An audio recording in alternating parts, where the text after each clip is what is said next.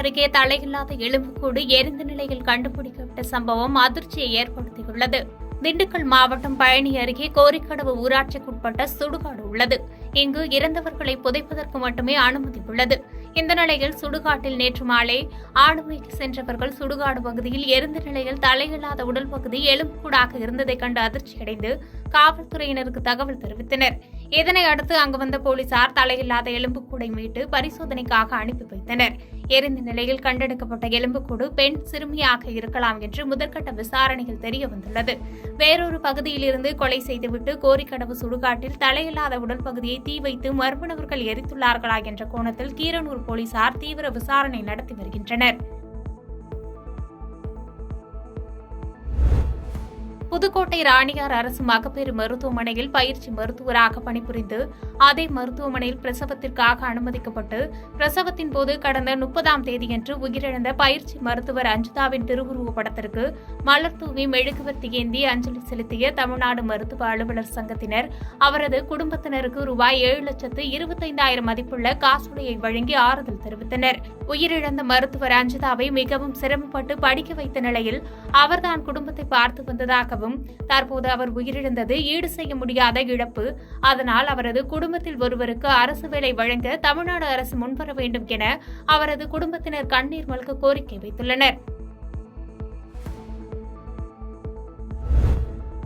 ஆம்பூரில் தேவாலய சபை போதகர்கள் கலந்தாய்வு கூட்டத்தின் போது இரு பிரிவினரிடையே ஏற்பட்ட மோதலில் திமுக மாவட்ட பிரதிநிதி உள்ளிட்ட 10க்கும் மேற்பட்டோர் தாக்கியதில் ஓய்வு பெற்ற தலைமை ஆசிரியர் நெஞ்சுவலி காரணமாக அரசு மருத்துவமனையில் அனுமதிக்கப்பட்ட சம்பவம் பரபரப்பை ஏற்படுத்தியுள்ளது.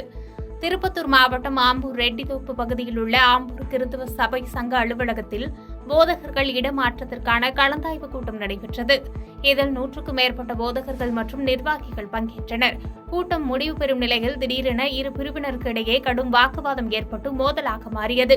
இதில் பேர்ணாம்பட்டு கலைஞர் நகர் பகுதியைச் சேர்ந்த ஓய்வு பெற்ற தலைமை ஆசிரியர் இயேசுதாஸ் என்பவரை அதே பகுதியைச் சேர்ந்த திமுக மாவட்ட பிரதிநிதி வில்லியம் பீட்டர் மற்றும் அவரது மகன் பிரசன்னா, வில்லியம் பீட்டரின் தம்பி யோபு, அவரின் மகன் லிவிங்ஸ்டன் மற்றும் அவரது ஆதரவாளர்கள் உட்பட 10க்கும் மேற்பட்டோர் இயேசுதாஸை தாக்கியுள்ளனர்.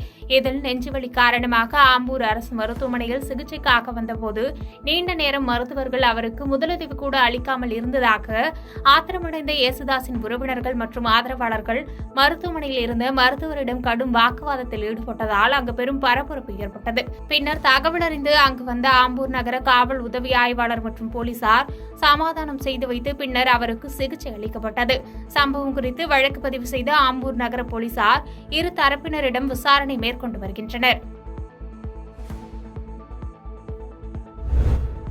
பொன்னேரி அருகே நண்பர்களுடன் மதுபோதையில் கீழே விழுந்து வாலிபர் உயிரிழந்த சம்பவம் அப்பகுதியில் பெரும் சோகத்தை ஏற்படுத்தியுள்ளது. திருவள்ளூர் மாவட்டம் பெரியபாளையம் அடுத்த ஆரணி வள்ளுவர் தெருவை சேர்ந்தவர் சுரேந்தர். ஆட்டோ ஓட்டுநரான இவருக்கு திருமணமாகி இலக்கியா என்ற மனைவியும் 7 மாத ஆண் குழந்தையும் உள்ளனர். இந்நிலையில் சுரேந்தர் வழக்கம் போன்று இரவு ஆட்டோ சவாரி முடித்துவிட்டு தனது நண்பர்களான அதே பகுதியைச் சேர்ந்த அபி மற்றும் ஜெகன் ஆகியோருடன் மது அருந்தியுள்ளார். அப்போது அதிக அளவு மது உட்கொண்டதால் போதை தலைக்கேறி சுரேந்தர் நிலை தடுமாறி கீழே விழுந்ததாக கூறப்படுகிறது. இதில் தலையில் பலத்த காயங்கள் ஏற்பட்டு சம்பவ இடத்திலேயே அவர் பரிதாபமாக உயிரிழந்தார். இதுகுறித்து அவரது நண்பர்கள் அளித்த தகவலின் பேரில் சம்பவ இடத்திற்கு விரைந்து வந்த ஆரணி போலீசார் அவரது உடலை கைப்பற்றி பிரேத பரிசோதனைக்காக பொன்னேரி அரசு மருத்துவமனைக்கு அனுப்பி வைத்தனர். மேலும் இந்த சம்பவம் தொடர்பாக ஆரணி போலீசார் வழக்கு பதிவு செய்து விசாரணை மேற்கொண்டு வருகின்றனர். ரத்த தான முகாமில் 100க்கும் மேற்பட்ட காவலர்கள் ரத்த தானம் அளித்தது நெகிழ்ச்சியை ஏற்படுத்தியுள்ளது. கடலூர் மாவட்ட காவல் கண்காணிப்பாளர் அலுவலகம் அருகில் உள்ள காவலர் திருமண மண்டபத்தில் ரத்த தான முகாம் நடைபெற்றது. இதற்கு மாவட்ட காவல் கண்காணிப்பாளர் ராஜாராம் தலைமை தாங்கி ரத்த தான முகாமை தொடங்கி வைத்தார். துணை காவல் கண்காணிப்பாளர் காவ்யா, மாவட்ட குருதி பரிமாற்ற குழு அலுவலர் குமார் ஆகியோர் முன்னிலை வகித்தனர். அதனைத் தொடர்ந்து காவல் கண்காணிப்பாளர் ராஜாராம் போலீசாருடன் சேர்ந்து ரத்த தானம் வழங்கினார். உடல் உறுப்பு தானங்களில் பெரும்பாலான தானங்கள் நாம் உயிரோடு இருக்கும்போது கொடுக்க முடிவதில்லை, நாம் உயிரோடு இருக்கும்போது அளிப்பது ரத்த தானம் மட்டுமே என்று அறிவுறுத்தியதோடு நமக்கு வாய்ப்பு கிடைக்கும் போதெல்லாம் அனைவரும் ரத்த தானம் செய்யுங்கள் என காவல் கண்காணிப்பாளர் ராஜாராம் போலீசாருக்கு அறிவுறுத்தினார். அதைத் தொடர்ந்து 100க்கும் மேற்பட்ட போலீசார் ரத்த தானம் செய்தது பொதுமக்களை நெகிழ்ச்சியடைய செய்துள்ளது. பாதகம் செய்பவரை கண்டால் நாம் பயங்கொள்ளலாகாது பாப்பா. மோதி மிதித்து விடு பாப்பா, அவர் முகத்தில் உமிழ்ந்து விடு பாப்பா. அண்மை செய்திகளை உடனுக்குடன் தெரிந்து கொள்ள இணைந்திருங்கள் இயம்நாடு தொலைக்காட்சியுடன்.